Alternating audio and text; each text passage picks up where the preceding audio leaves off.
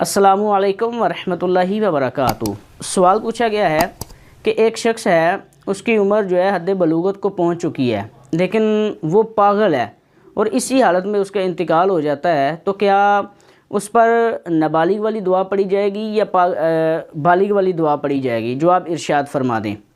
तो जवाबन अर्ज़ है कि ऐसा शख्स जो पागल हो और उसको एक बार भी इफाका ना हुआ उसके पागलपन से, तो उस पर नाबालिग वाली दुआ पढ़ी जाएगी।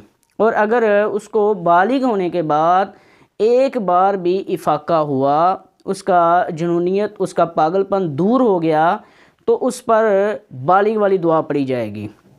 नाबालिग वाली दुआ क्यों पढ़ी जाएगी?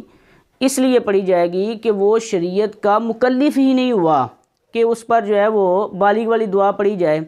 तो इसलिए शरीयत, जब वो शरीयत का मुकल्लिफ नहीं हुआ, तो उस पर नाबालिग वाली दुआ ही पढ़ी जाएगी। वल्लाहु आलम व रसूलुहु आलम अज़्ज़ा व जल व सल्लल्लाहु तआला अलैहि वसल्लम।